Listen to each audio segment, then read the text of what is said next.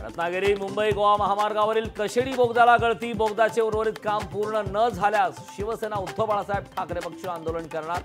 मुंबई गोवा हायवेच्या बांधकाम दर्जावर प्रश्नचिन्ह. राज्यात 2 दिवसांमध्ये मंत्रिमंडळ विस्तार होण्याची शक्यता. दिल्लीत मुख्यमंत्री कोणाला भेटले याचा तपशील मात्र गुलदस्त्यात.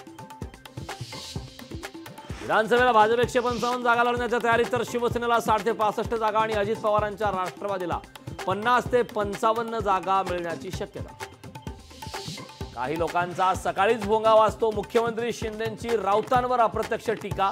मुख्यमंत्र्यांच्या टीकेला प्रत्युत्तर देताना राऊतांची जीभ घसरली. पुण्यातील अल्पवयीन मुलांच्या ड्रग्ज प्रकरणात 4 पोलिसांचं निलंबन. 8 जणांविरोधात गुन्हा. आरोपीवर कडक कारवाई करा. शिंदे फडणवीसांचा पोलीस आयुक्तांना फोन. पुण्यातील ड्रग्ज प्रकरणावरून भाजप राष्ट्रवादी जुंपली. पालकमंत्री म्हणून काही जणांनी फक्त खुर्च्या गरम केल्या. सूरज चव्हाणांचा चंद्रकांत पाटलांवर निशाणा. मुस्लिम आरक्षणावरून जरांगे भुजबळांमध्ये जुंपली. मुस्लिमांना ओबीसीतून आरक्षण देण्याची जरांगेंची मागणी. जरांगेंचा अभ्यास कमी, भुजबळांचा पलटवार.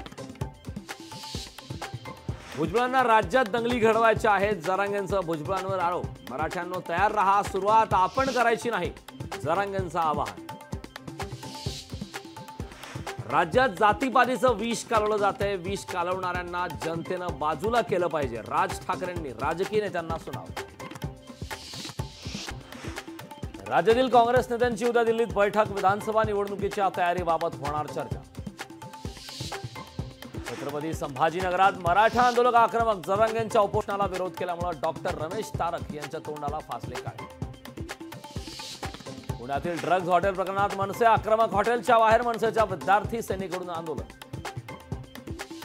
सभासदांच्या मालकीच्या कारखान्यावर कारवाई अयोग्य. कारवाईचा केपी पाटलांना फायदा होईल. हसन मुश्रीफांनी राज्य उत्पादन शुल्क मंत्र्यांना सुनावले खडे. जालन्यात ओबीसी समाजाकडून रायगव्हाणेमध्ये पुढाऱ्यांना गावबंदी. गावाच्या वेशीवरच लावले गावबंदीचे फलक. कोल्हापूरच्या आजरात शेतकऱ्यांचा एल्गार. संकेश्वर बांधा मार्गावरील टोल नाक्याला शेतकऱ्यांचा विरोध. केंद्र सरकारच्या विलंब शुल्काच्या विरोधात सांगलीत रिक्षा संघटना आक्रमक. रिक्षा बंद ठेवून जिल्हाधिकारी कार्यालयावर रिक्षा मोर्चा. पुण्यातून मुंबईपर्यंत लॉंग मार्चचं आयोजन. शैक्षणिक मागण्यांसाठी निघाला लॉंग मार्च. सारथी बार्टी महाज्योतीच्या विद्यार्थ्यांनी काढला मोर्चा. नागपूर उमरेड रोडवरील सुरगाव येथे होणार कत्तलखाना. कत्तलखाना याला स्थानिक नागरिकांचा विरोध. मुख्यमंत्र्यांची भेट घेऊन केली कत्तलखाना रद्द करण्याची मागणी. वैनगंगा नदीमध्ये पत्रकारांना घेऊन जाणारी बोट तुटली. बोट तुटल्याने पत्रकारांमध्ये घबराट. बचाव पथक दाखल झाल्याने अनर्थ टळला. साताऱ्यातील कास पठारावर पर्यटकांची गर्दी. पाऊस आणि दाट धुक्यामुळे वातावरणात गारवा.